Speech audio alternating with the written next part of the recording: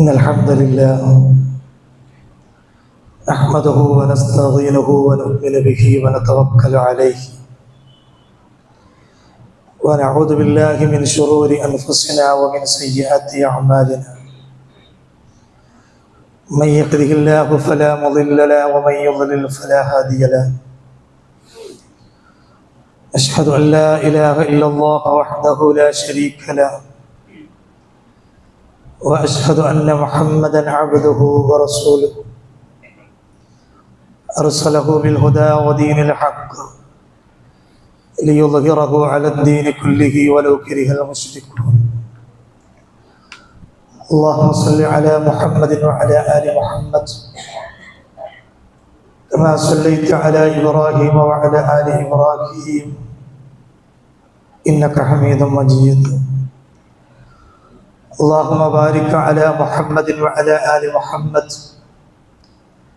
كما باركت على إبراهيم وعلى آل إبراهيم إنك حميد مجيد.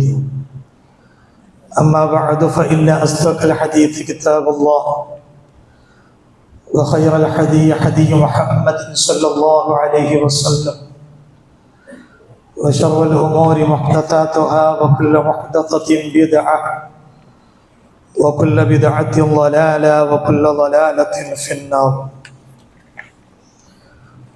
أيها الإخوان والأخوات أوصيكم وإياي أولا بتقوى الله.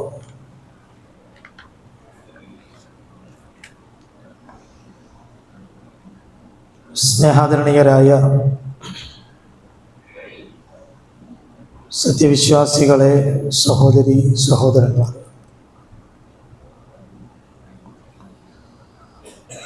അല്ലാഹുവിനെ സൂക്ഷിച്ച് ജീവിക്കണമേ എന്ന്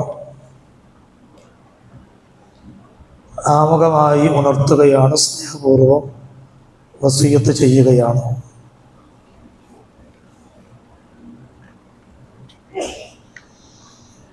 വിശുദ്ധ ഖുർആനിലെ രണ്ടാമത്തെ അധ്യായമായ സൂറത്തുൽ ബഖറയിൽ നോമ്പിനെ കുറിച്ചും നോമ്പിന്റെ വിധിവിലക്കുകളെ കുറിച്ചുമെല്ലാം സവിസ്തരം വിശദമായി വിശദീകരിക്കുന്ന പ്രതിപാദിക്കുന്ന 4 ആയത്തുകൾ നമുക്ക് കാണാൻ കഴിയും. ആ 4 ആയത്തുകൾക്കിടയിൽ അല്ലാഹു സുബ്ഹാനഹു വ തആല ഒരു ആയത്ത് ചേർത്ത് വെച്ചതായി നമുക്ക് പ്രത്യേകം കാണാൻ കഴിയും. ഏതാണ് ആയത്ത്? വഇദാ സഅലക ഇബാദി അന്നി ഫഇന്നി ഖരീബ് ഉജീബു ദഅവത ദാഇ ഇദാ ദഅൻ ഫൽയസ്തജീബൂ ലീ വൽയുഅ്മിനൂ ബി ലഅല്ലഹും യർഷുദൂൻ. നോമ്പിനെ കുറിച്ച് പ്രതിപാദിക്കുന്ന 4 ആയത്തുകൾക്കിടയിൽ അള്ളാഹു ചേർത്ത് വെച്ച ഒരു പ്രത്യേക ആയത്ത്. പ്രിയമുള്ളവരെ, എന്താണ് ആ ആയത്തിന്റെ താല്പര്യം? എന്താണ് അതിന്റെ ആശയം? അള്ളാഹു പറയാണ്, വഇദാ സഅലക ഇബാദി അന്നി, റസൂലേ, എന്നെ കുറിച്ച് എൻ്റെ അടിയാറുകൾ, എൻ്റെ അടിമകൾ താങ്കളോട് ചോദിച്ചാൽ താങ്കൾ പറയണം, ഫഇന്നി ഖരീബ്, ഞാൻ അവരോട് ഏറ്റവും അടുത്തവനാണ്. അതുകൊണ്ട് ഉജീബു ദഅവത ദാഇ ഇദാ ദഅൻ, വിളിച്ചു പ്രാർത്ഥിക്കുന്നവന്റെ ഏതേതു പ്രാർത്ഥനകൾക്കും അവന്റെ ഏതേതു തേട്ടങ്ങൾക്കും ഉത്തരം നൽകാൻ ഞാൻ സന്നദ്ധനാണ്. അത്രമാത്രം അവനോട് അടുത്തവനാണ് ഞാൻ. എന്നിട്ട് അല്ലാഹു പറഞ്ഞു, ഫൽയസ്തജീബൂ ലീ, എൻ്റെ ഈ ആഹ്വാനം അവർ സ്വീകരിച്ചു കൊള്ളട്ടെ. വൽയുഅ്മിനൂ ബി, എന്നിൽ വിശ്വസിക്കേണ്ട മുറപ്രകാരം അവർ വിശ്വസിക്കുകയും ചെയ്യട്ടെ. ലഅല്ലഹും യർശുദൂൻ, അവർ നേർവഴി പ്രാപിക്കാൻ വേണ്ടിയാകുന്നു ഈ ഒരു ഉപദേശം എന്ന്. പ്രിയമുള്ളവരെ, എന്താണ് ഈ ആയത്തിന്റെ താല്പര്യമെന്ന് നമുക്ക് എല്ലാവർക്കും അറിയാം. പ്രാർത്ഥനക്ക് ഉത്തരം നൽകുന്നവൻ ഞാനാണ്. അല്ലാഹു പറയാണ് കേട്ടോ, മനുഷ്യരെ, നിങ്ങളുടെ ഏതേത് പ്രാർത്ഥനകൾക്കും ഉത്തരം നൽകുന്നവൻ ഞാനാണ്. നിങ്ങൾ ചോദിക്കേണ്ടതും പ്രാർത്ഥിക്കേണ്ടതും എന്നോട് മാത്രമാണ്. ഞാനാണ് നിങ്ങളുടെ ഏറ്റവും സമീപസ്ഥനായുള്ളവൻ. അതുകൊണ്ട് തന്നെ എനിക്കും നിങ്ങൾക്കുമിടയിൽ മധ്യവർത്തികളുടെ ആവശ്യമില്ല, ഇടയാളന്മാരുടെ ആവശ്യമില്ല, ഇടത്തട്ടിന്റെ കേന്ദ്രങ്ങൾ ആവശ്യമില്ല. പച്ചയായ ഏറ്റവും സംശുദ്ധമായ ലാ ഇലാഹ ഇല്ലല്ലാഹയാണ് നോമ്പിന്റെ വിധിവിലക്കുകൾ വിശദീകരിക്കുന്ന ആയത്തുകൾക്കിടയിലൂടെ അള്ളാഹു ചേർത്ത് വെച്ച് നമ്മെ പഠിപ്പിക്കുന്നത്. നിങ്ങൾ നോക്കിയും, ഈ ഒരു ആശയം ഇത് ലോകത്തെ പഠിപ്പിക്കാൻ വേണ്ടിയാണ് എല്ലാ പ്രവാചകന്മാരും ഈ ഭൂമുഖത്തേക്ക് കടന്നു വന്നത് എന്ന് 21-ാം അധ്യായം സൂറത്തു അംബിയയിലെ 25-ാമത്തെ വചനത്തിലൂടെ അല്ലാഹു പഠിപ്പിക്കുന്നുണ്ട്. വമാ അർസൽനാ മിൻ ഖബ്ലിക മിർ റസൂലിൻ ഇല്ലാ നൂഹി ഇലൈഹി അന്നഹു ലാ ഇലാഹ ഇല്ലാ അന ഫഅ്ബുദൂൻ. ഇല്ല, ഞാനല്ലാതെ ആരാധനക്കർഹനായി, ഞാനല്ലാതെ വിളിച്ചു നേടപ്പെടാൻ യോഗ്യനായി വേറെ ആരുമില്ല എന്ന് ജനങ്ങളെ പ്രധാനമായി പഠിപ്പിക്കാൻ വേണ്ടിയല്ലാതെ ഒരു പ്രവാചകനെയും ഞാൻ അയച്ചിട്ടില്ല എന്നാണ് അള്ളാഹു നമ്മെ പഠിപ്പിക്കുന്നത്. നിങ്ങൾ നോക്കൂ, ഈ ഒരു ആശയം, ലാ ഇലാഹ ഇല്ലല്ലാഹ് എന്ന ആശയം എല്ലാ പ്രവാചകന്മാരും ഏറ്റവും പ്രഥമവും പ്രധാനവുമായും പറഞ്ഞ ഈ ഒരു ആശയം, ഏത്? ലാ ഇലാഹ ഇല്ലല്ലാഹ് എന്ന ആശയം. ഈ ആശയത്തിന്റെ സംസ്ഥാപനത്തിന് വേണ്ടി നടന്ന ഐതിഹാസികമായ ഒരു ചരിത്ര സംഭവം. ആ ചരിത്ര സംഭവമാണ് റമദാനിന്റെ ഈ പകുതിയിൽ വിശ്വാസികളായ നമ്മുടെയൊക്കെ മനസ്സിന്റെ അകത്തേക്ക് ഇരച്ചു കയറിക്കൊണ്ടിരിക്കുന്നത്, അല്ലേ? ഇതാണ് ആ ഐതിഹാസികമായ സമയം. ഇതുപോലെ ഒരു റമദാനിലെ 17-ാമത്തെ ദിനത്തിൽ നടന്ന ഗസ്വത്തുൽ ബദറുൽ കുബ്ര എന്ന് വിളിക്കപ്പെടുന്ന ബദർ യുദ്ധം. നിങ്ങൾ നോക്കൂ, ഇസ്ലാമിന്റെ നിലനിൽപ്പിന് തന്നെ അടിത്തറവാകിയ, ഇസ്ലാമിന്റെയും മുസ്ലിമീങ്ങളുടെയും നിലനിൽപ്പിന് തന്നെ നിദാനമായി തീർന്ന ആ ബദർ യുദ്ധത്തെ കുറിച്ച് വിശുദ്ധ ഖുർആൻ വിശേഷിപ്പിച്ചത് യൗമുൽ ഫുർഖാൻ എന്നുള്ളതാണ്. ബദർ യുദ്ധത്തെ കുറിച്ച് വിശുദ്ധ ഖുർആൻ വിശേഷിപ്പിച്ചത് യൗമുൽ ഫുർഖാൻ എന്നുള്ളതാണ്. എന്താ യൗമുൽ ഫുർഖാൻ എന്ന് പറഞ്ഞാൽ? സത്യവും അസത്യവും വേർതിരിക്കപ്പെട്ട ദിവസം, ഹക്കും ബാത്തിലും വേർതിരിക്കപ്പെട്ട ദിവസം, ധർമ്മവും അധർമ്മവും വേർതിരിക്കപ്പെട്ട ദിവസം.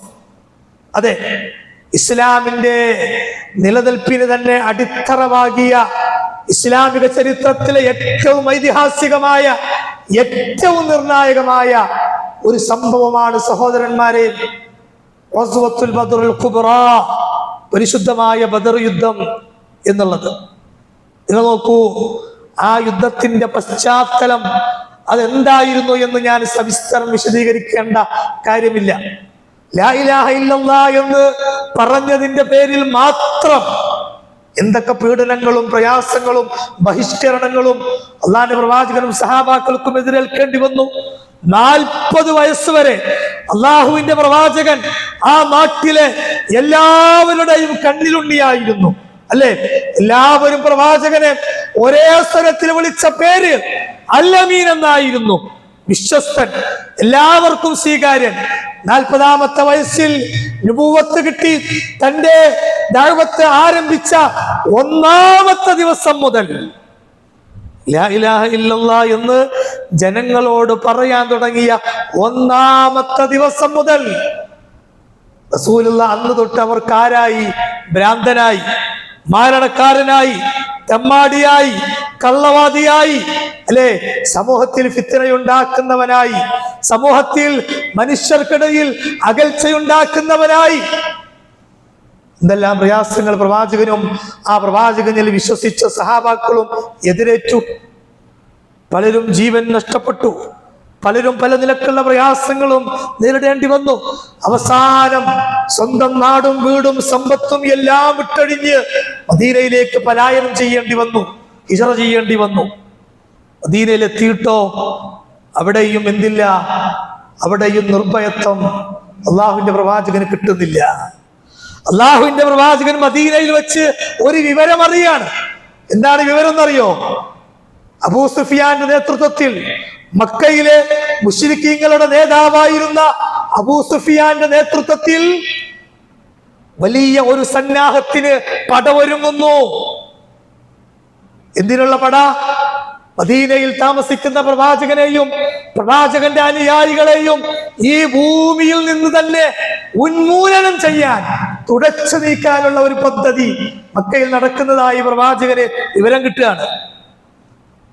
തങ്ങൾ അവിടെ മക്കയിൽ ഉപേക്ഷിച്ചു പോയ തങ്ങളുടെ സമ്പത്ത്, തങ്ങൾ ഹിജ്റ ചെയ്ത് പോരുന്ന വേളയിൽ മക്കയിൽ ഉപേക്ഷിച്ചു പോരാൻ നിർബന്ധിതരായി തീർന്ന തങ്ങളുടെ സമ്പത്ത്, ആ സമ്പത്ത് ഉപയോഗിച്ച് വലിയ കച്ചവടം നടത്തി, അതിന്റെ ലാഭം കൊണ്ട് വലിയ ആയുധ ശേഖരം നടത്തി ഞങ്ങളെ ഒന്നാകെ ഇല്ലാതാക്കാനുള്ള ശ്രമം അബൂ സുഫിയാന്റെ നേതൃത്വത്തിൽ ഒരു സംഘം അതിനുവേണ്ടി യാത്ര തിരിച്ചിട്ടുണ്ട് എന്ന് റസൂൽ അറിഞ്ഞു. റസൂലുള്ളാഹ് അള്ളാഹുവിന്റെ അനുമതി പ്രകാരം ന്യായമായും തങ്ങളുടെ സമ്പത്ത്, മക്കയിൽ തങ്ങൾ ഉപേക്ഷിച്ചു പോന്ന ആ സമ്പത്ത് അത് തങ്ങളുടേതാണ്, അത് തിരിച്ചു പിടിക്കുക എന്ന ആ ഒരു ഉദ്ദേശം മാത്രം, അതിലപ്പുറം ഒരു ഉദ്ദേശവും റസൂലുള്ളാഹിക്കും സഹാബത്തിനും ഉണ്ടായിരുന്നില്ല. പ്രവാചകൻ ഏതാനും സഹാബാക്കളെയും കൂട്ടി പുറപ്പെട്ടു. 300 ചില്ലാനം വരുന്ന ആളുകൾ. നിങ്ങൾ നോക്കിയും ഈ വിവരം അബൂ സുഫിയാൻ എങ്ങനെയോ മണത്തറിഞ്ഞു. അബൂ സുഫിയാൻ തന്റെ യാത്രാ റൂട്ട് മാറ്റി. അള്ളാഹുവിന്റെ പ്രവാചകനും സഹാബാക്കൾക്കും പിന്നീട് കാണേണ്ടി വന്നത് അബൂജഹലിന്റെ നേതൃത്വത്തിലുള്ള വലിയൊരു സംഘം, തങ്ങളെക്കാൾ 3 ഇരട്ടിയിലേറെ ആൾബലം കൊണ്ടും ആയുധബലം കൊണ്ടും ശക്തമായ ഒരു സൈന്യം. അള്ളാഹുവിന്റെ പ്രവാചകന് ഒരു യുദ്ധത്തിന് ഒരുങ്ങുക എന്നതല്ലാതെ, അടിച്ചാൽ തിരിച്ചടിക്കുക എന്നതല്ലാതെ ഒരു മാർഗവും മുമ്പിലില്ലാത്ത ഘട്ടം. ഇന്ന് ഇസ്രായേൽ അടക്കമുള്ള, അമേരിക്ക അടക്കമുള്ള ലോക പോലീസായി ചമയുന്ന ആ ഭീകര രാജ്യങ്ങളുണ്ടല്ലോ, ആ രാജ്യങ്ങൾ നടത്തുന്ന യുദ്ധങ്ങൾ, തെമ്മാടിത്തരങ്ങൾ, ഈ ലോകം പിടിച്ചടക്കാൻ, ഈ ലോകത്തിലെ വിഭവങ്ങൾ പിടിച്ചടക്കാൻ, ഈ ലോകം പരിപൂർണമായും തങ്ങളുടെ കൈപ്പിടിയിൽ ഒതുക്കാൻ നടത്തുന്ന അവരുടെ കുൽസിത ശ്രമങ്ങൾ, അതിനുവേണ്ടിയൊന്നുമല്ല അള്ളാഹുവിന്റെ പ്രവാചകനും സഹാബാക്കൾക്കും ബദറിലോ ഒരിടത്തോ വാളെടുക്കേണ്ടി വന്നത്, തങ്ങളുടെ നിലനിൽപ്പിന് വേണ്ടി മാത്രം. നിങ്ങൾ നോക്കിയും അബൂ സുഫിയാന്റെ അടുത്തുള്ള തങ്ങളുടെ സമ്പത്ത് അത് ഇങ്ങോട്ട് തിരിച്ചു പിടിക്കാൻ പുറപ്പെട്ട റസൂലുള്ളാഹിക്ക് മുന്നിൽ എതിരിടേണ്ടി വന്നത്, കാണേണ്ടി വന്നത് അബൂജഹലിന്റെ നേതൃത്വത്തിലുള്ള തങ്ങളെക്കാൾ 3 ഇരട്ടിയേറെ വരുന്ന വലിയൊരു സംഘത്തെയാണ്. എന്ത് ചെയ്യും? ഒരു രക്ഷയുമില്ല. അള്ളാഹുവിന്റെ പ്രവാചകൻ ആ ബദറിന്റെ രണാങ്കണത്തിൽ വെച്ച് തന്റെ കയ്യിലുണ്ടായിരുന്ന ഏറ്റവും വലിയ ആയുധം പുറത്തെടുത്തു. ഏതാണ് ആയുധം എന്ന് നമുക്കറിയാം. ലാ ഇലാഹ ഇല്ലല്ലാഹ് എന്ന ആ ആദർശത്തിന്റെ തീച്ചൂളയിൽ പഴുപ്പിച്ചെടുത്ത് മൂർച്ച കൂട്ടിയ പ്രാർത്ഥന എന്ന ആയുധം. ആ ആയുധത്തെ കൈമുതലാക്കി ബദറിന്റെ രണാങ്കണത്തിൽ ആകാശത്തേക്ക് കരങ്ങൾ ഉയർത്തി അള്ളാഹുവിന്റെ പ്രവാചകൻ ദീർഘമായി പ്രാർത്ഥിച്ചു. സുദീർഘമായ പ്രാർത്ഥന. ആ പ്രാർത്ഥനയിലെ ശ്രദ്ധേയമായ ഒരേ ഒരു വരി അത് മാത്രമാണ് ഈ സന്ദർഭത്തിൽ ഞാൻ നിങ്ങൾ ഉണർത്തുന്നത്. എന്തായിരുന്നു ആ വരിയെന്നോ? അല്ലാഹുവേ, അല്ലാഹുമ്മ ഇൻ തുഹ്ലിക ഹാദിഹിൽ ഉസാബ ലൻ തുഅബദ ഫിൽ അർളി അബദാ. അതിനാ ബദർ യുദ്ധം നടന്നത്. എന്താ പ്രാർത്ഥന? അല്ലാഹുമ്മ ഇൻ തുഹ്ലിക് ഹാദിഹിൽ ഉസാബ വലൻ തുഅബദ ഫിൽ അർളി അബദാ. പടച്ചവനെ, ഈ ബദറിന്റെ രണാങ്കണത്തിൽ ഈ കൊച്ചു സംഘമെങ്ങാനും നശിപ്പിക്കപ്പെട്ടാൽ, പിച്ചിച്ചീന്തപ്പെട്ടാൽ, നിന്നെ മാത്രം വിളിച്ചു പ്രാർത്ഥിക്കുന്ന, നിന്നോട് മാത്രം സഹായം തേടുന്ന, നിന്നോട് മാത്രം നേർച്ച വഴിപാടുകൾ അർപ്പിക്കുന്ന ഒരു സംഘം റബ്ബേ ദുനിയാവിൽ ബാക്കിയാവില്ല. അതുകൊണ്ട് റബ്ബേ, നീ ഞങ്ങൾക്ക് നൽകിയ കരാർ പൂർത്തീകരിക്കണേ, ഞങ്ങളെ നീ സഹായിക്കണേ. അള്ളാന്റെ പ്രവാചകന്റെ ശ്രദ്ധേയമായ പ്രാർത്ഥന. നിങ്ങൾ നോക്കിയും, ഇതിനാ ബദർ നടന്നത്. അള്ളാഹുവേ, നിന്നെ മാത്രം വിളിച്ചു പ്രാർത്ഥിക്കുന്ന ഒരു സംഘം ദുനിയാവിൽ റബ്ബേ ഉണ്ടാവില്ല. അതുകൊണ്ട് ഈ സംഘത്തെ നീ കൈവടിയല്ലേ അല്ലാഹ്. അള്ളാഹു പ്രവാചകന്റെ ആ പ്രാർത്ഥനയെ കുറിച്ചാണ് ഖുർആനിന്റെ മറ്റൊരു ഭാഗത്ത് പറഞ്ഞത്. എന്ത്? ഇത് തസ്തഗീസൂന റബ്ബക്കും, നിങ്ങൾ നിങ്ങളുടെ റബ്ബിനോട് ഇസ്തിഗാത്ത ചെയ്ത സന്ദർഭം. എന്താ ഇസ്തിഗാത്ത എന്ന് പറഞ്ഞാൽ? ഇസ്തിഗാത്ത എന്ന് പറഞ്ഞാൽ ഇസ്തിആന, സഹായാർത്ഥന എന്നതാണ്. ഇത് തസ്തഗീസൂന റബ്ബക്കും, നിങ്ങൾ നിങ്ങളുടെ റബ്ബിനോട് ഇസ്തിഗാത്ത നടത്തി. ഫസ്തജാബ ലക്കും, അവൻ നിങ്ങൾക്ക് ഉത്തരവ് നൽകി. എങ്ങനെ? ബിഅൽഫിൻ മിനൽ മലായികത്തി മുർദിഫീൻ, തുടരെ തുടരെ ആയിരക്കണക്കിന് അനുഗ്രഹീതരായ മലായികത്തിങ്ങളെ ആ രണാങ്കണത്തിലേക്ക്, ആ ബദർ യുദ്ധത്തിന്റെ ഇടയിലേക്ക് അയച്ച് അള്ളാഹുവിന്റെ പ്രവാചകൻ മുസ്ലിമീങ്ങൾക്ക് ശക്തി പകർന്നു, വിജയം പകർന്നു. അല്ലേ? ഇതാണ് ബദർ.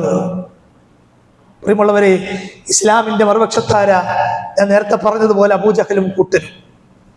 അല്ലേ? നമുക്കറിയാം, അബൂജഹലും ബദർ യുദ്ധത്തിന് ഇറങ്ങുന്ന വേളയിൽ റബ്ബിനോട് പ്രാർത്ഥിച്ചു തന്നെയാണ് ഇറങ്ങിയത്. അള്ളാഹുവിനോട് പ്രാർത്ഥിച്ചു തന്നെയാണ് ഇറങ്ങിയത്. ഇത് ഞാൻ വെറുതെ പറയല്ല. വിശുദ്ധ ഖുർആനിലെ സൂറത്തുൽ അൻഫാൽ, അൻഫാലിലെ 32-ാമത്തെ വചനം അതിന് സാക്ഷിയാണ്, അതിന് തെളിവാണ്. എന്താണ് അവരുടെ പ്രാർത്ഥന? വഇദ് ഖാലൂ അല്ലാഹുമ്മ ഇൻ കാന ഹാദാ ഹുവൽ ഹഖ് മിൻ ഗിൻദിക് ഫഅംതിർ അലൈനാ ഹിജാറതൻ മിനസ് സമാ ഔ ഉതിനാ ബിഅദാബിൻ അലീം. സൂറത്ത് അൻഫാലിലെ 32-ാമത്തെ വചനം. പടച്ചവനെ, മുഹമ്മദ് കൊണ്ടുവന്ന ദീനാണ് ഏറ്റവും ഉത്തമമായ ദീനെങ്കിൽ ഞങ്ങളെ നീ പരാജയപ്പെടുത്തണേ, ഞങ്ങൾക്കുമേൽ നീ കൽമഴ വർഷിപ്പിക്കണേ എന്ന് അബൂജഹൽ അടക്കമുള്ള മുശ്രിക്കീങ്ങൾ പ്രാർത്ഥിക്കുക. അബൂജഹൽ മക്കയുടെ കഅബാലയത്തിന്റെ കിബില പിടിച്ച് പ്രാർത്ഥിച്ച പ്രാർത്ഥന അതും ശ്രദ്ധേയമാണ്. അതും ഹദീസിൽ കാണാം. അല്ലാഹുമ്മ ഉൻസുർ അഹ്ദൽ ഫിഅതൈൻ, പടച്ചവനെ, എന്റെയും മുഹമ്മദിന്റെയും നേതൃത്വത്തിലുള്ള ഈ രണ്ട് സംഘങ്ങൾ, ഈ സംഘങ്ങളിൽ ഏറ്റവും അഹ്ദായവരെ, ഏറ്റവും സത്യസന്ധമായവരെ, ഏറ്റവും നേർവഴിയിലുള്ളവരെ നീ സഹായിക്കണേ എന്ന് കഅബാലയത്തിന്റെ കില്ലയിൽ പിടിച്ചു തൂങ്ങി അള്ളാഹുവിനെ വിളിച്ച് അള്ളാഹുവിനോട് പ്രാർത്ഥിക്കുന്ന അബൂജഹൽ. പിന്നെ എന്റെ കൂട്ടരെ ഒരു യുദ്ധം നടക്കാൻ കാരണം? അബൂജഹലും അള്ളാഹിനോട് പ്രാർത്ഥിക്കുന്നു, മുഹമ്മദ് നബിയും അള്ളാഹുവിനോട് പ്രാർത്ഥിക്കുന്നു. അവിടെയാണ് ട്വിസ്റ്റ്. എന്താണത്? അള്ളാഹുവിന്റെ പ്രവാചകനും മുസ്ലിമീങ്ങളും ഏത് ഘട്ടത്തിലും അള്ളാഹിനോട് മാത്രമേ വിളിച്ചു പ്രാർത്ഥിച്ചിരുന്നുള്ളൂ. അബൂജഹലും കൂട്ടരോ അള്ളാഹിനോടും പ്രാർത്ഥിക്കും, അള്ളാഹു അല്ലാത്തവരോടും പ്രാർത്ഥിക്കും. അള്ളാഹുവിന്റെ റുബൂബിയ്യത്തിൽ അഥവാ അള്ളാഹു റബ്ബാണ് എന്ന ആ കാര്യത്തിൽ അവർക്ക് വിശ്വാസം ഉണ്ടായിരുന്നു എന്ന് ഖുർആൻ തന്നെ പഠിപ്പിക്കുകയാണ്.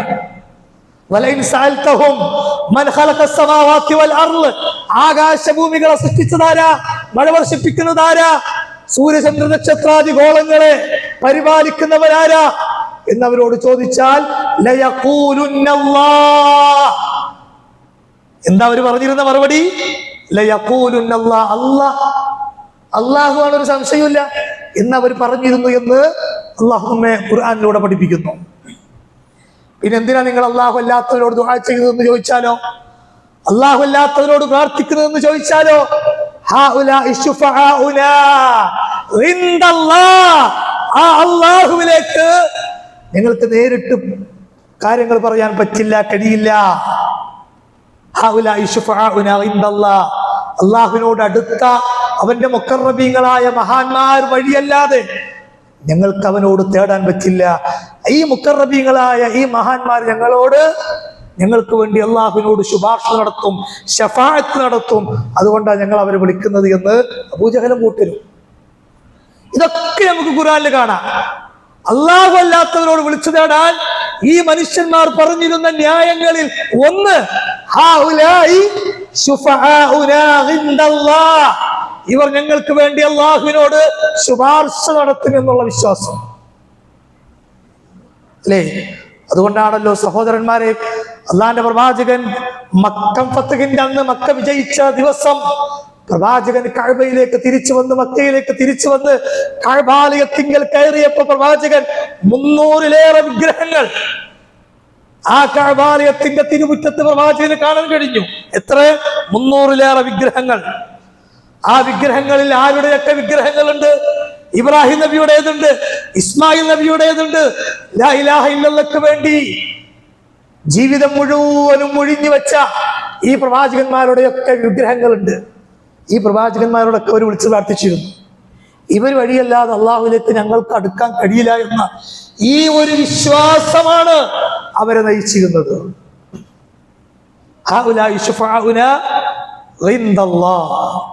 മറ്റൊരു ന്യായം എന്താ? ഇവർ ഞങ്ങളെ അള്ളാഹുവിലേക്ക് അടുപ്പിക്കുന്ന ഇടയാളന്മാരാണ്, ഞങ്ങൾക്കും അള്ളാഹുവിനും ഇടയിലുള്ള മധ്യവർത്തികളാണ്. അള്ളാഹ് പറഞ്ഞതെന്താ? നമ്മളത് ആദ്യം വായിച്ചു. എന്ത്? വഇദാ സഅലക ഇബാദി അന്നി ഫഇന്നി ഖരീബ്. എന്റെ അടിമകൾ എന്നെ കുറിച്ച് ചോദിച്ചാൽ റസൂലേ അങ്ങ് പറഞ്ഞു കൊടുക്കണം, ഫഇന്നി ഖരീബ്, ഞാൻ അവരുടെ ഏറ്റവും അടുത്തവനാണ്. എനിക്കും അവർക്കും ഇടയിൽ ഇടയാളന്മാരുടെ, മധ്യവർത്തികളുടെ, മറ്റു ശുപാർശകരുടെ, ഇടത്തട്ടുകാരുടെ ആവശ്യമില്ല. അള്ളാഹ് നമ്മുടെ ഈ ജീവനാടിയേക്കാൾ അടുത്തവനാണ് റബ്ബ് എന്നാണ് അള്ളാഹു അവനെ കുറിച്ച് പറഞ്ഞത്. സഹോദരന്മാരെ, ഇതാണ് ബദർ. ബദരീങ്ങൾ ഇതിനു വേണ്ടിയാ പോരാടിയത്. അബൂജഹലിന്റെയും കൂട്ടരുടെയും ഈ തെറ്റായ വിശ്വാസത്തിനെതിരായി പറഞ്ഞപ്പോഴാണ് നാട് വിടേണ്ടി വന്നത്, പലായനം ചെയ്യേണ്ടി വന്നത്. ബദറും ഉഹദും ഖന്തക്കും ഖൈബറും എല്ലാം ഉണ്ടായത്. അതല്ലാതെ മുഹമ്മദ് നബിയുടെ നേതൃത്വത്തിൽ ഒരു ഭരണം പിടിച്ചെടുക്കുക, മുഹമ്മദ് നബിയുടെ നേതൃത്വത്തിൽ ഒരു സ്വാധീന വലയുണ്ടാക്കുക, അതൊന്നും ആയിരുന്നില്ല ഇസ്ലാമിൽ നടന്ന ഏതേത് യുദ്ധങ്ങളുടെയും അടിത്തറ അല്ലേ? അതുകൊണ്ട് തന്നെ ഇസ്ലാം ഒരിക്കലും വാളുകൊണ്ടോ ആ രീതിയിലുള്ള രീതികളിൽ ഒന്നുകൊണ്ടും പ്രചരിപ്പിക്കപ്പെട്ട മതമല്ല. ഇസ്ലാമിന്റെ അടിത്തറ ലാ ഇലാഹ ഇല്ലല്ലാഹ്. നോക്കി, ആ ബദർ കഴിഞ്ഞ് ഏറ്റവും ചുരുങ്ങിയത് 8 വർഷം കഴിഞ്ഞിട്ടാണ് റസൂലുള്ളാഹി വഫാത്താകുന്നത്. ആ 8 വർഷത്തിനിടയിൽ 8 റമദാൻ കടന്നു വന്നു. ആ റമദാനിലോ അല്ലാത്തപ്പോഴോ എപ്പോഴെങ്കിലും ആ ബദറിൽ പങ്കെടുത്ത് ധീര രക്തസാക്ഷികളായി മരിച്ചവരെയോ അല്ലാത്തവരെയോ അനുസ്മരിച്ചോ മറ്റോ എന്തെങ്കിലും ഒരു ചടങ്ങ് ഇന്ന് നമ്മുടെ നാട്ടിൽ കാണപ്പെടുന്നത് പോലെ അള്ളാന്റെ പ്രവാചകൻ ആണ്ട് കഴിച്ചോ? ബദരീങ്ങളുടെ ആണ്ട് കഴിച്ചോ? ഇല്ല. നമ്മൾ ഇന്ന് ബദരീങ്ങളുടെ ആണ്ട് എന്ന് പറഞ്ഞ് അല്ലേ അള്ളാഹു അല്ലാത്ത ആ മഹാന്മാരായ സ്വഹാബത്തിന്റെ പേരിൽ നേർച്ചകൾ നേരുന്നു, അറിവ് നടത്തുന്നു, ഭക്ഷണമുണ്ടാക്കുന്നു. നേർച്ച നേരേണ്ടത് അള്ളാഹുവിനോട് മാത്രം അല്ലേ? നേർച്ചകളും അർച്ചനകളും ഉപാസനകളും അള്ളാഹു അല്ലാത്തൊരു മഖ്ലൂക്കിനോടും സഹോദരന്മാരെ നേരാൻ പാടില്ല. അത് ശിർക്കാണ്. ഈ റമദാനിലെ ഇന്നത്തെ 16 ദിവസത്തെ നോമ്പ് നഷ്ടപ്പെടുത്തുന്ന പ്രവണതയാണ് നാളെ ഇൻഷാ അല്ലാഹ് പലയിടങ്ങളിലും കാണാൻ പോകുന്ന ആ ബദറിന്റെ ചെമ്പിനകത്ത് കടന്ന് ഇരിഞ്ഞമർന്നാൻ പോകുന്നത്. അള്ളാഹു കാത്തുരക്ഷിക്കുമാറാകട്ടെ. അതുകൊണ്ട് ബദരീങ്ങള് അടരാടിയത് അള്ളാഹുവിനെ മാത്രം വിളിച്ചു തേടണേ എന്ന ആ ഒരു ആദർശത്തിന് വേണ്ടിയാണ്. അവരെന്തൊരു ആദർശത്തിന് വേണ്ടിയാണോ തങ്ങളുടെ ജീവനും ജീവിതവും സമർപ്പിച്ചത്, ആ ആദർശത്തിന് വിരുദ്ധമായി നമ്മുടെ സമൂഹം, അള്ളാഹു എല്ലാവർക്കും സൽബുദ്ധി പ്രദാനം ചെയ്യുമാറാകട്ടെ, ഹിദായത്ത് പ്രദാനം ചെയ്യുമാറാകട്ടെ.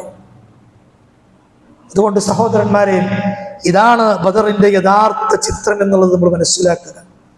അതോടൊപ്പം നമ്മൾ ചേർത്ത് വായിക്കേണ്ട ഒരു കാര്യം, ബദറിൽ നമ്മൾ മനസ്സിലാക്കുന്ന ഏറ്റവും മുഖ്യമായ മറ്റൊരു കാര്യം, അള്ളാഹുവിന്റെ ദീനിന് വേണ്ടി നമ്മൾ എന്ത് ചെയ്യാൻ ഒരുക്കുകയാണെങ്കിലും അള്ളാഹു നമ്മെ ആത്യന്തികമായി നമുക്കായിരിക്കും അള്ളാഹു വിജയം നൽകുക എന്നുള്ളതാണ്. അബൂജഹലിന്റെ നേതൃത്വത്തിൽ തങ്ങളെക്കാൾ 3 ഇരട്ടിയിലേറെ വരുന്ന ഒരു സംഘത്തെ മുന്നിൽ കണ്ടപ്പോൾ റസൂലുള്ള പകച്ചു നിന്നില്ല. മുഹാജിറുകളോട് ചോദിച്ചു, അൻസാറുകളോടും ചോദിച്ചു, എന്ത് ചെയ്യണം? മുഹാജിറുകൾ എന്ന് പറഞ്ഞാൽ മക്കയിൽ നിന്ന് മദീനയിലേക്ക് ഹിജ്റ വന്ന ആളുകൾ, അൻസാറുകളോ മദീനക്കാരും. അൻസാരിയായ മിഖ്ദാദ് റളിയല്ലാഹു അൻഹു പറഞ്ഞു, റസൂലേ, മൂസാ നബിയുടെ സമൂഹം മൂസാ നബിയോട് പറഞ്ഞതുപോലെ ഞങ്ങൾ പറയില്ല. എന്താ മൂസാ നബിയുടെ സമൂഹം അദ്ദേഹത്തോട് പറഞ്ഞത്? ഒരു യുദ്ധത്തിന്റെ ഘട്ടം വന്നപ്പോ അവര് പറഞ്ഞു, മൂസ, യുദ്ധത്തിന് ഞങ്ങളെ കിട്ടൂല, മേത്ത് ചലയാവാൻ ഞങ്ങളെ കിട്ടൂല, ഞങ്ങളുടെ ജീവൻ ഞങ്ങൾ ഒരിക്കലും അതിനെ തൊടാൻ ഞങ്ങൾ അനുവദിക്കില്ല. ഇദ്ഹബ് അൻത വറബ്ബുക ഫഖാതില, ഇജും അന്റെ റബ്ബും പോയി യുദ്ധം ചെയ്തോ. ഇന്ന ഹൗനാ ഖായിദൂൻ, ഞങ്ങളിതാ ഇവിടെ ഇരിക്കും, യുദ്ധത്തിന് ഞങ്ങളെ കിട്ടൂല. റസൂലേ, ആ നന്ദികെട്ട വർത്തമാനം ബനൂ ഇസ്രായേൽ സമൂഹം മൂസാ നബിയോട് പറഞ്ഞ ആ നന്ദികെട്ട വർത്തമാനം ഞങ്ങൾ പറയില്ല, മറിച്ച് ഞങ്ങൾ പറയും, റസൂലേ, അള്ളാഹും അങ്ങയും കൂടെയുണ്ടെങ്കിൽ ഞങ്ങൾ അങ്ങയോടൊപ്പമുണ്ട്. ആർത്തിരമ്പുന്ന തിരമാലകൾ വകഞ്ഞു മാറ്റി കടലിലേക്ക് എടുത്തു ചാടാൻ പറഞ്ഞാലും റസൂലെ, ഞങ്ങൾ എന്തിനു റെഡിയാണ്. ഞങ്ങൾ നിങ്ങളോടൊപ്പം യുദ്ധം ചെയ്യാനുണ്ട് റസൂലെ, ഞങ്ങളുടെ കാര്യത്തിൽ സംശയം വേണ്ട, ഞങ്ങൾ റെഡിയാണ്. അല്ലെ സഹോദരന്മാരെ, കയ്യിലൊന്നുമില്ല, അല്ലെ, തങ്ങളെക്കാൾ 3 ഇരട്ടിയിലേറെ വരുന്ന സംഘം ഒക്കെ ഉണ്ടായിട്ടും ആ ബദറിൽ അള്ളാഹു മലായികത്തിങ്ങളെ ഇറക്കി എന്നും അവരെ സഹായിക്കപ്പെട്ടു എന്നൊക്കെ നമ്മൾ ഖുർആനിലൂടെ വായിക്കുന്നത് അവരുടെ ഈ ഒരു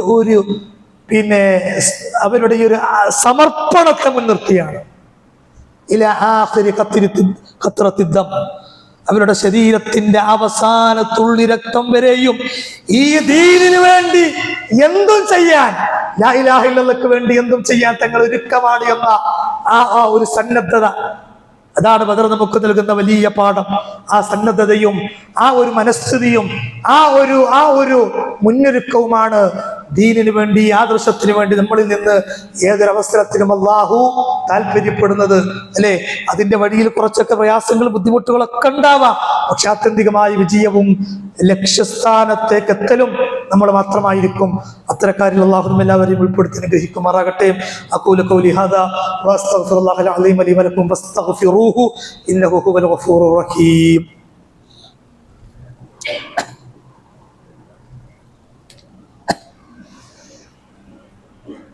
അൽഹംദുലില്ലാഹ് സല്ലല്ലാഹു അലാ നബിയിനാ മുഹമ്മദ് വഅലിഹി വസഹ്ബിഹി അജ്മഈൻ.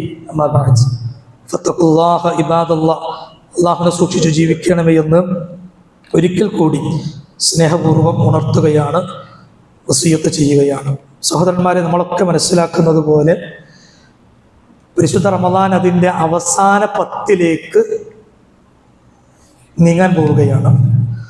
അവസാന 10 ഒരു പ്രത്യേകത എന്നുള്ളത് നമുക്കൊക്കെ അറിയാം. വിശുദ്ധ റമദാനിൽ ഏറ്റവും മഹത്തരമായ ദിനങ്ങൾ ഉൾക്കൊള്ളുന്നത് അവസാനത്തെ 10 കാരണം എന്താന്നുള്ളത് നമുക്കറിയാം. എന്താ? ഫീഹി ലൈല. ആ അവസാനത്തെ 10 ഒരു രാവുണ്ട്, അല്ലേ? എന്താ ആ രാവിനെ വിളിക്കപ്പെടുന്നത്? ലൈലത്തുൽ ഖദ്ർ. എന്താ ആ രാവിന്റെ പ്രത്യേകത? വഹിയ ഖൈറും മിൻ അൽഫി ശഹർ. 1000 മാസങ്ങളേക്കാൾ ശ്രേഷ്ഠകരമായ ഒരു രാവ് അതിലുണ്ട് എന്ന് പറയപ്പെട്ട സമയമാണ് സഹോദരന്മാരെ റമദാനിലെ അവസാനത്തെ 10 എന്നുള്ളത്. അല്ലേ? 1000 മാസം എന്ന് പറയുമ്പോൾ നമ്മളിങ്ങനെ കണക്കാക്കി നോക്കുമ്പോൾ ഏകദേശം 83 വർഷത്തിലേറെ നമ്മൾ രാപ്പകൽ ഇടതടവില്ലാതെ എടുത്താൽ കിട്ടുന്ന പുണ്യം ഒരൊറ്റ രാവ് കൊണ്ട് അള്ളാഹു നമുക്ക് ഓഫർ ചെയ്യുകയാണ്. പൊതുവേ മുഹമ്മദ് നബി സല്ലല്ലാഹു അലൈഹി വസല്ലം തങ്ങളുടെ സമൂഹം, ഈ ഉമ്മത്ത്, നമ്മൾ ആയുസ് കൊണ്ടും ആരോഗ്യം കൊണ്ടും മുൻ സമൂഹങ്ങളെ അപേക്ഷിച്ച് വളരെ വളരെ കുറഞ്ഞവരാണ്. അതുകൊണ്ട് തന്നെ നമ്മളുടെ ജീവിതത്തിൽ അള്ളാഹു നമുക്ക് നൽകുന്ന വലിയൊരു അവസരമാണിത്. നന്മകൾ വാരിക്കോരി എടുക്കാൻ പറ്റിയ അവസരം അല്ലേ? തഹറൗ, റസൂലുള്ളാഹി പറഞ്ഞു, തഹറൗ, നിങ്ങൾ പ്രതീക്ഷിക്കണേ, നിങ്ങൾ കാത്തിരിക്കണേ, നിങ്ങൾ പ്രതീക്ഷിച്ചു കൊണ്ടിരിക്കണേ. എന്ത്? ലൈലത്തുൽ ഖദർ, ലൈലത്തുൽ ഖദറിനെ ഫി റമളാൻ മിൻ അശ്റിൽ അവാഖിർ ഫി റമളാൻ, റമളാനിലെ അവസാനത്തെ പത്തിൽ. ഏതാണ് ആ ദിവസം എന്ന് കൃത്യമായി അറിയിക്കപ്പെട്ടിട്ടില്ല. 21 രാവാണ്, 22, 3, 4, 5, പല അഭിപ്രായങ്ങളുണ്ട്. അവസാനത്തെ 10 മുഴുവൻ ദിവസങ്ങളിലും അത് നിങ്ങൾ പ്രതീക്ഷിച്ച് നിങ്ങൾ നന്നായി ഒരുങ്ങണേ എന്ന് റസൂലുള്ളാഹി സ്വല്ലല്ലാഹു അലൈഹി വസല്ലം. അതുകൊണ്ട് സഹോദരന്മാരെ, ഇതുവരെയുള്ള ദിവസങ്ങളെ അപേക്ഷിച്ച് വിശേഷിച്ചും അടുത്ത 10ലേക്ക് നമ്മൾ പ്രവേശിക്കുന്നതോടുകൂടി കൂടുതൽ ആത്മാർത്ഥതയോടെ, ശുഷ്കാന്തിയോടെ, കൂടുതൽ സജീവതയോടെ ആരാധനാ രംഗത്ത് ചിലവഴിക്കാൻ നമ്മൾ പ്രത്യേകം ശ്രദ്ധ കാണിക്കുക, സമയം കണ്ടെത്തുക, ദിക്റുകൾ അധികരിപ്പിക്കുക, ദുആകളും ഇസ്തിഗ്ഫാറുകളും പ്രാർത്ഥനകളും സ്വലാത്തുകളും ഖുർആൻ പാരായണങ്ങളും എല്ലാം സ്വതക്കകളടക്കം മറ്റു കാര്യങ്ങളടക്കം എല്ലാം അധികരിപ്പിച്ചുകൊണ്ട് ആ പുണ്യം നേടിയെടുക്കാൻ നമ്മൾ ശ്രദ്ധിക്കുക. റസൂലുള്ളാഹിനെ കുറിച്ച് സഹാബത്ത് പറയുന്നുണ്ട്, റസൂലുള്ളാഹി ആദ്യ 10നേക്കാൾ ഏറ്റവും അധികം പരിശ്രമിച്ചത് അവസാനത്തെ 10ലായിരുന്നു എന്നുള്ളതാണ്. അവസാനത്തെ 10 റസൂലുള്ളാഹിയും സഹാബക്കളും പ്രവാചകന്റെ ബീവിമാരടക്കം അവരുടെ അദ്ദേഹത്തിന്റെ പത്നിമാരടക്കം മസ്ജിദുൽ നബവിയിൽ ഇഅ്തികാഫിരിക്കാറുണ്ടായിരുന്നു എന്ന ഹദീസുകളിൽ കാണാൻ കഴിയും. റസൂലുള്ളാഹി പറഞ്ഞു, ആർക്കെങ്കിലും ആ രാവിന്റെ പുണ്യം നഷ്ടപ്പെട്ടാൽ ദൗർഭാഗ്യവാനല്ലാതെ, എങ്ങനെ ദൗർഭാഗ്യവാനല്ലാതെ അതിന്റെ പുണ്യം നഷ്ടപ്പെടില്ല എന്ന് ഹബീബ് മുഹമ്മദ് മുസ്തഫ സല്ലല്ലാഹു അലൈഹി വസല്ലം. അള്ളാഹു അത്തരം ദൗർഭാഗ്യവാന്മാരിൽ നിന്ന് നമ്മെ എല്ലാവരെയും കാത്തുരക്ഷിക്കുമാറാകട്ടെ. ആ ദൗർഭാഗ്യം നമുക്ക് ഉണ്ടാവരുത്, ആ ദൗർഭാഗ്യം നമുക്ക് സംഭവിക്കരുത്. ഒരുപക്ഷെ അവസാനത്തെ റമളാനായേക്കാം. മൻ ഖാമ റമളാന മൻ ഖാമ ഫീ ലൈലത്തുൽ ഖദ്ർ ഈമാനൻ വഖ്തിസാബ ഗുഫിറ ലഹു മാ തഖദ്ദമ മിൻ ദംബിഹി. ലൈലത്തുൽ ഖദ്റിന്റെ അന്ന് ഈമാനോടെ ഇഖ്തിസാബോടെ തറാവിഹ് നമസ്കരിക്കാൻ, ഖിയാമുൽ ലൈൽ നിർവഹിക്കാൻ കഴിഞ്ഞ മനുഷ്യന്മാർ, അവരുടെ പാപങ്ങൾ അവർക്ക് പുറത്തു കൊടുക്കപ്പെടുമെന്ന് മുഹമ്മദ് മുസ്തഫ സല്ലല്ലാഹു അലൈഹി വസല്ലം. അതുകൊണ്ട് വലിയ ഒരു റമളാനിന്റെ വലിയൊരു ഘട്ടത്തിലേക്കാണ് നമ്മൾ പ്രവേശിക്കുന്നത്. പാഴാക്കരുത് പ്രിയമുള്ളവരെ, നഷ്ടപ്പെടുത്തരുത്. ഞാൻ പറഞ്ഞല്ലോ, ഈ ഒരൊറ്റ കാര്യം, പ്രവാചകന്റെ ഈ ഒരൊറ്റ വാക്ക് മാത്രം ഇന്ന് നിങ്ങളുടെ മനസ്സിലുണ്ടായാൽ മതി. ഏതാണ് ആ വാക്ക്? ആ രാവിന്റെ പുണ്യം നഷ്ടപ്പെട്ടവൻ ഹതഭാഗ്യവാനല്ലാതെ മറ്റാരുമല്ല. അല്ലാഹു കാത്തുരക്ഷിക്കുമാറാകട്ടെ. റമളാനിന്റെ ഏറ്റവും വലിയ പുണ്യം എന്ന് പറഞ്ഞാൽ അതന്നെയാണ്. അതുകൊണ്ട് ആ രാവിന്റെ പുണ്യം നമ്മൾ ഇൻഷാ അല്ലാഹ് ചൊവ്വാഴ്ച മഗ്രിബ് തൊട്ട് നമുക്ക് പ്രതീക്ഷിക്കാവുന്നതാണ്. 21 രാവ് അന്നാണല്ലോ. അന്ന് തൊട്ട് ശവ്വാലിന്റെ ചന്ദ്രപ്പിറവി കാണുന്നത് വരെ കൂടുതൽ സജീവതയും ആത്മാർത്ഥതയും ഇബാദത്തുകളിൽ നമ്മൾ കാണിക്കുക. റബ്ബ് അനുഗ്രഹിക്കുമാറാകട്ടെ. വളരെ സന്തോഷത്തോടെ ഒരു കാര്യം നിങ്ങളോട് ഉണർത്താനുള്ളത്, അൽഹംദുലില്ലാഹ്, കഴിഞ്ഞ ആഴ്ച നമ്മൾ CH സെന്ററുമായി ബന്ധപ്പെട്ട ഒരു കലക്ഷന് വേണ്ടി നിങ്ങളോട് ആവശ്യപ്പെട്ടപ്പോൾ മുമ്പെങ്ങും നമ്മുടെ ഈ പള്ളിയുമായി ബന്ധപ്പെട്ട് ഇല്ലാത്ത വിധത്തിലുള്ള ഒരു സഹായവും സഹകരണവും നിങ്ങളുടെ ഭാഗത്തു നിന്നുണ്ടായി. എല്ലാവരും വളരെ ആത്മാർത്ഥമായി സഹകരിച്ചു. 1.5 ലക്ഷത്തോളം രൂപ നമുക്ക് പിരിച്ചെടുക്കാൻ കഴിഞ്ഞു. അർഹമർറാഹിമീനായ റബ്ബേ, അതുമായി സഹകരിച്ച എല്ലാവർക്കും അർഹമായ പ്രതിഫലം നൽകി നീ അനുഗ്രഹിക്കണമേ റഹ്മാനെ. അല്ലാഹുവേ, സ്വാലിഹായ അമലായി നീ അത് സ്വീകരിക്കണമേ റഹ്മാനെ. നിങ്ങളുടെ ഹലാലായ മുറാദുകൾ അതുവഴി നീ ഹാസിലാക്കി തരണമേ റഹ്മാനെ. സഹോദരന്മാരെ, ഇന്നും ചെറിയ ഒരു കലക്ഷൻ നമുക്കുണ്ട്.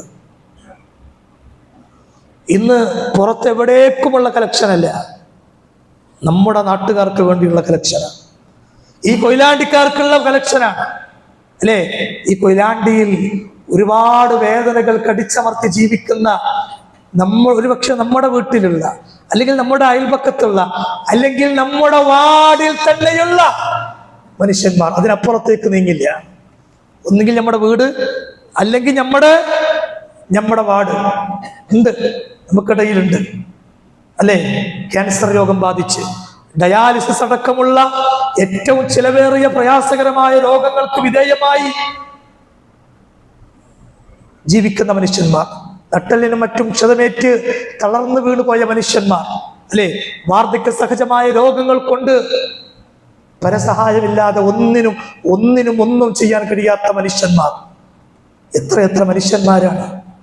അത്തരം മനുഷ്യന്മാർക്ക് 24 മണിക്കൂറും സേവനവും, 24 മണിക്കൂറും പരിചരണവും ശുശ്രൂഷയും ചികിത്സയും എല്ലാം നൽകി തങ്ങളുടെ കണ്ണിലെ കൃഷ്ണമണിയേക്കാൾ ജാഗ്രതയോടെ സൂക്ഷിക്കുന്ന, ചേർത്ത് പിടിക്കുന്ന ഒരു സംഘം നമ്മുടെ നാട്ടിലുണ്ട്.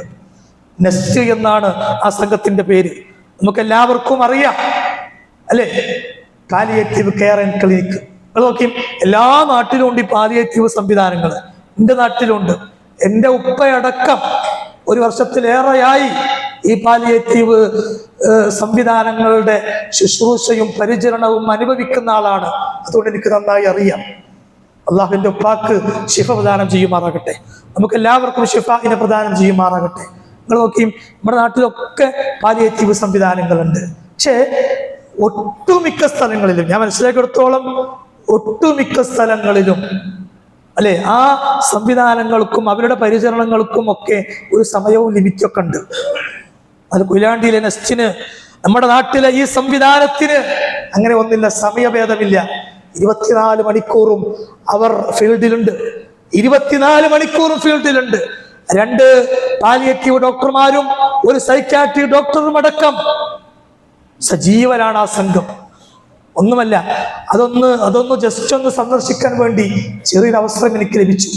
ഞാൻ പോയി അവരുടെ ഓഫീസിൽ ചെന്നു, അവരുടെ സ്ഥാപനത്തിൽ ചെന്നു, അവരുമായി സംസാരിച്ചു. തീർന്നില്ല, അവരുടെ ഒരു ആംബുലൻസിൽ കയറി ഞാൻ ഈ കൊയിലാണ്ടിയുടെ ഒരു ഊടുവഴിയിലൂടെ ഞാൻ യാത്ര ചെയ്തു. അവരൊരു രോഗിയെ പരിചരിക്കാൻ വേണ്ടി പോകുന്നതിനിടയിൽ ഞാനുണ്ടെന്ന് പറഞ്ഞ് ഞാൻ അതിൽ കയറി. എന്നെയും അവർ കയറ്റി കൊണ്ടുപോയി. ആ വണ്ടി ഒരുപാട് അകലെയാണ് നിർത്തിയത്. ഞങ്ങൾക്ക് ഒരുപാട് അകലെ നിർത്തി. ഞങ്ങൾക്ക് ആ രോഗിയുടെ വീട്ടിലേക്ക് നടന്നു പോകേണ്ടി വന്നത് കാൽനടയായിക്കൊണ്ടാണ്. നോക്കി, ഒരു ബൈക്കിന് മാത്രം കഷ്ടിച്ചു പോകാവുന്ന രീതിയിലുള്ള വഴി. ആ വഴിയുടെ ഓരത്ത് ഒരു വീടുണ്ട്, ഏകദേശം പൊട്ടിപ്പൊളിയാനായി നിൽക്കുന്ന ഒരു വീട്. ആ വീടിനകത്ത് നിന്ന് ചെറിയ ഒരു മുരളൽ ഞങ്ങൾ കേൾക്കുകയാണ്. സുബ്ഹാനല്ലാഹ്, മആദല്ലാഹ്. അദ്ദേഹത്തിന്റെ പേര് മുസ്ലിമല്ല, അമുസ്ലിമായ സഹോദരനാണ്. അതാണ് നമ്മുടെ പ്രത്യേകതയും.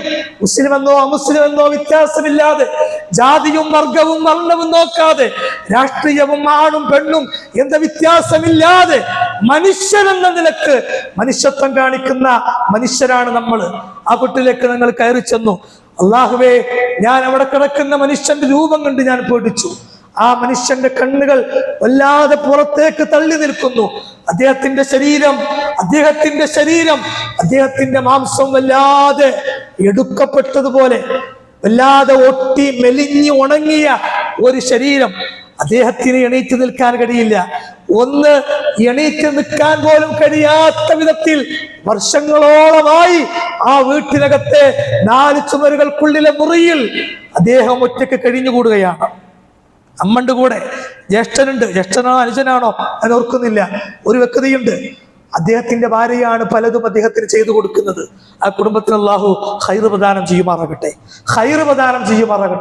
സഹോദരന്മാരെ, ആ മനുഷ്യന്റെ ശരീരത്തിൽ അരക്ക് താഴെ നമ്മള് ഇരിക്കുന്ന ഭാഗമുണ്ടല്ലോ, ആ ഇരിക്കുന്ന ഭാഗത്ത് 2 വലിയ കുഴികൾ, പഴുപ്പ് ബാധിച്ച കുഴികൾ. ആ കുഴിയിൽ നിന്ന് നമ്മുടെ വളണ്ടിയേഴ്സ് വളരെ വൃത്തിയോടുകൂടി, ഒരു പ്രയാസവും കാണിക്കാതെ, ഒരു അറുപ്പും വെറുപ്പും കാണിക്കാതെ ആ മുറി വൃത്തിയാക്കിയെടുത്ത് അതിൽ മരുന്ന് പുരട്ടി അത് കൃത്യമായി ശുശ്രൂഷിക്കുന്ന നല്ല മക്കള്. അവർക്കും അല്ലാഹു നന്മ പ്രദാനം ചെയ്യുമാറാകട്ടെ. നല്ല വളണ്ടിയേഴ്സാണ് അവർ. ഞാൻ അത്ഭുതപ്പെട്ടു പോയി. നമ്മളൊക്കെ 100 വാര അകലെ നിന്ന് മാത്രം കണ്ടു മാറി നിൽക്കാവുന്ന രൂപത്തിലുള്ള കോലത്തിൽ കിടക്കുന്ന മനുഷ്യന്മാര്.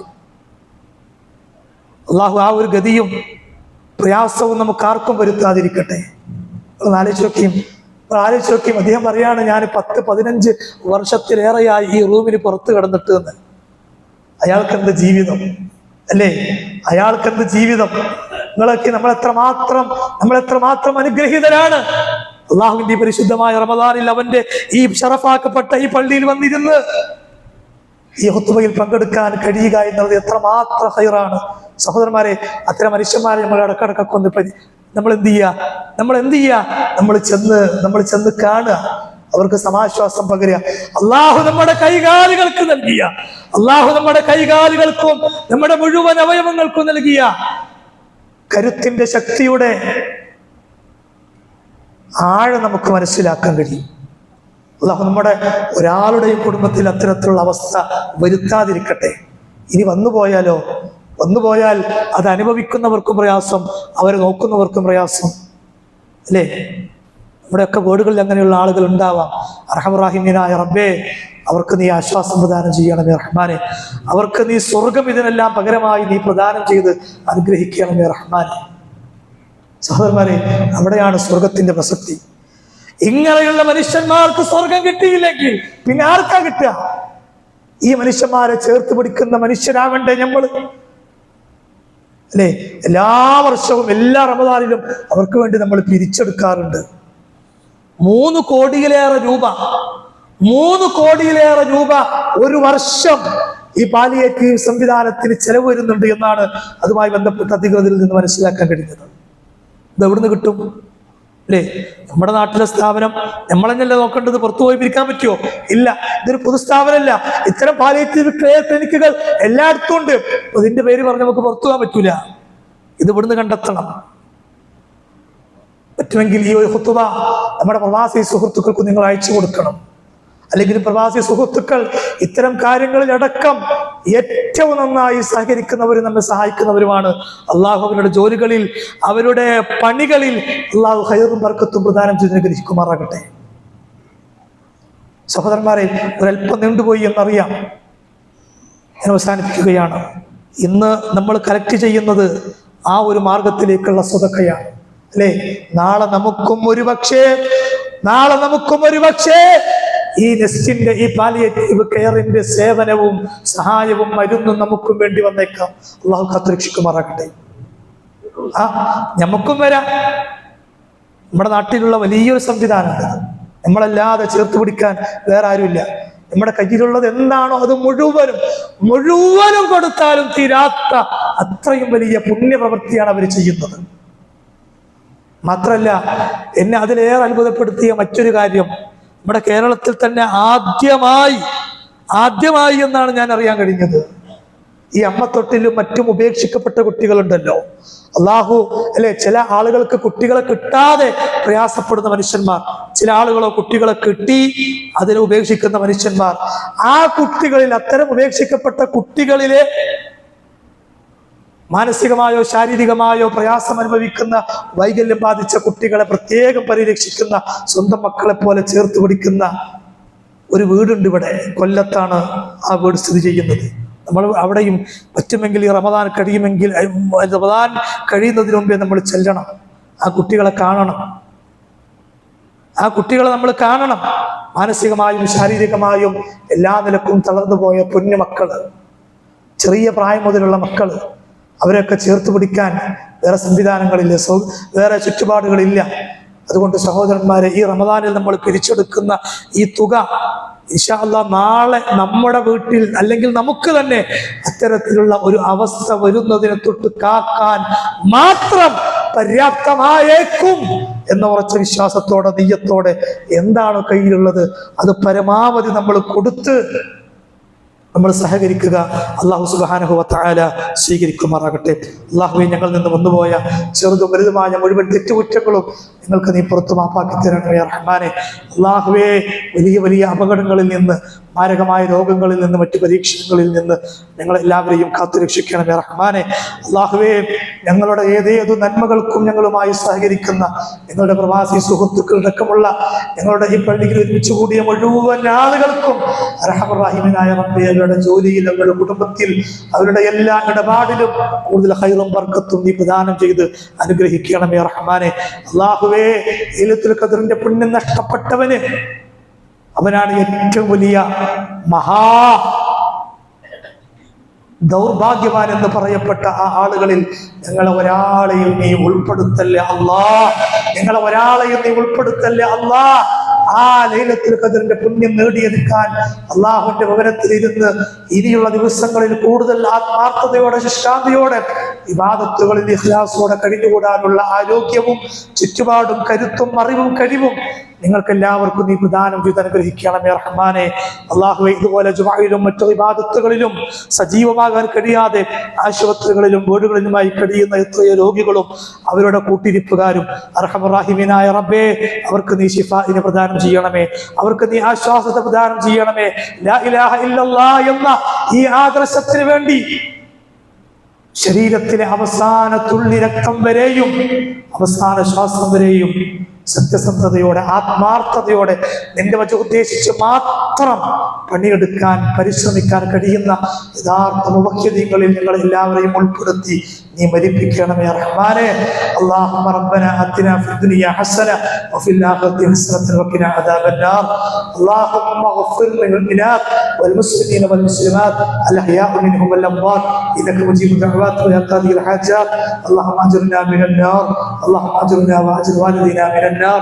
اللهم أعز الإسلام والمسلمين وأذل الشرك والمشركين. اللهم أعز الإسلام والمسلمين وأذل الشرك والمشركين.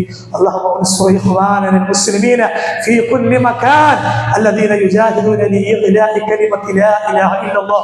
اللهم انصرهم نصر عزيز مقتدر. اللهم انصرهم نصر عزيز مقتدر. اللهم ربنا آتنا في الدنيا حسنة وفي الآخرة حسنة وقنا عذاب النار.